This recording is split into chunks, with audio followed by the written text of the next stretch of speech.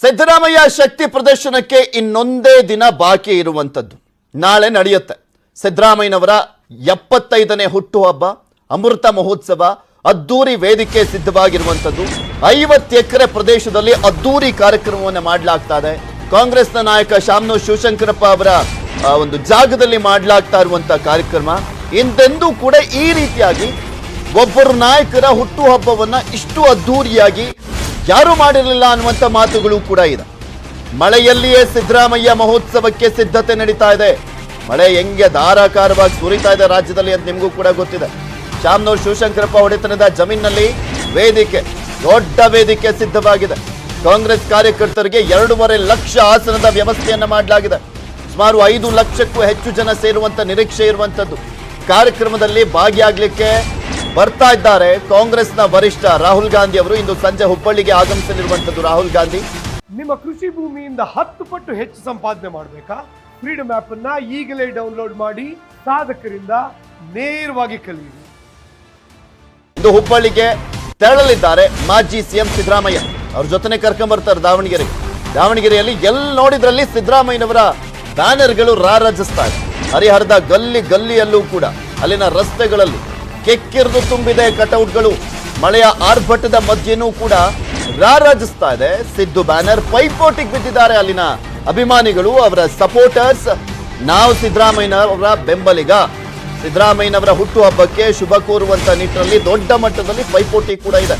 ರಾಜ್ಯದಾದ್ಯಂತ ಸಿದ್ದರಾಮಯ್ಯ ಮಹೋತ್ಸವಕ್ಕೆ 7,000 ಬಸ್ ವ್ಯವಸ್ಥೆಯನ್ನ ಮಾಡಲಾಗಿದೆ. 5 ಕಲ್ಯಾಣ ಮಂಟಪ ಬುಕ್ ಮಾಡಿ ಇಂದು ರಾತ್ರಿಯಿಂದಲೇ ಊಟವನ್ನ ರೆಡಿ ಮಾಡಲಾಗ್ತಾ ಇರುವಂತದ್ದು. ನಾಳೆ ಮುಖ್ಯ ವೇದಿಕೆ ಬಳಿ 5 ಲಕ್ಷಕ್ಕೂ ಹೆಚ್ಚು ಮಂದಿಗೆ ಊಟದ ವ್ಯವಸ್ಥೆಯನ್ನ ಮಾಡಲಾಗಿದೆ. ನಿಮ್ಗೆ ತೋರಿಸ್ತಾ ಇದ್ವಿ ದೃಶ್ಯಾವಳಿಗಳಲ್ಲಿ ಗಮನಿಸ್ತಾ ಇದ್ರೆ ಒಂದ್ ಕಡೆ 600ಕ್ಕೂ ಹೆಚ್ಚಿನ CCTVಗಳನ್ನ ಕೂಡ ಅಳವಡಿಕೆ ಮಾಡಲಾಗಿರುವಂತದ್ದು. ಇನ್ನು ಒಂದ್ ಕಡೆ ಬ್ಯಾನರ್ಗಳ ಅಬ್ಬರ, ಎಲ್ಲಿ ನೋಡಿದ್ರಲ್ಲಿ ಬರೀ ಬ್ಯಾನರ್ಗಳು. ಸಿದ್ದರಾಮಯ್ಯನವರ ಮೇನ್ ಮುಖ ಇರುವಂತಹ ಒಂದು ಬ್ಯಾನರ್ಗಳು. ಅಲ್ಲಿ ಎಲ್ಲ ಬೆಂಬಲಿಗರು ಕೂಡ ವಿಶ್ ಮಾಡ್ತಾ ಇದ್ದಾರೆ. ನಾ ಮುಂದು ತಾ ಮುಂದು ಅಂತ ಬ್ಯಾನರ್ಗಳನ್ನ ಅಳವಡಿಸಲಾಗಿದೆ.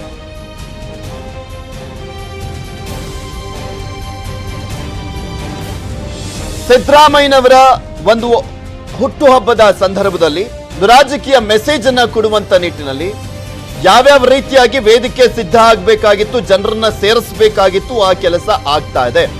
ಅದು ನಾಳೆ ಗೊತ್ತಾಗುತ್ತೆ ಅದರ ಫಲಿತಾಂಶ ಏನು ಅನ್ನುವಂಥದ್ದು. ಯಾಕೆಂದ್ರೆ 2.5 ಲಕ್ಷ ಚೇರ್ಗಳನ್ನ ಹಾಕಲಾಗಿದೆ. ಆ ಚೇರ್ಗಳ ವ್ಯವಸ್ಥೆ ಹೇಗಿದೆ ಅನ್ನುವಂಥದ್ದನ್ನ ಗಮನಿಸಬಹುದು ನೀವು. 2.5 ಲಕ್ಷ ಜನರು ಕುತ್ಕೊಂಡು ನೋಡಬಹುದು ಈ ಕಾರ್ಯಕ್ರಮವನ್ನ.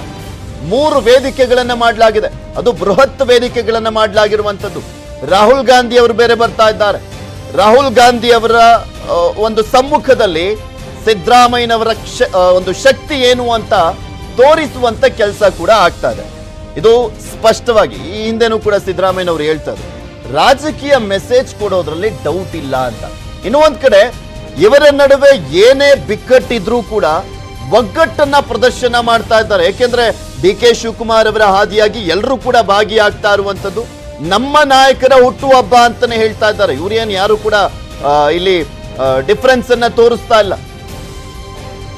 ಒಂದೊಂದು ವಿಧಾನಸಭಾ ಕ್ಷೇತ್ರ ಅಂದ್ರೆ 224 ವಿಧಾನಸಭಾ ಕ್ಷೇತ್ರದಿಂದಲೂ ಕೂಡ ಕರೆಸಿಕೊಳ್ಳಲಾಗ್ತಾ ಇದೆ ಕಾಂಗ್ರೆಸ್ ಕಾರ್ಯಕರ್ತರನ್ನ.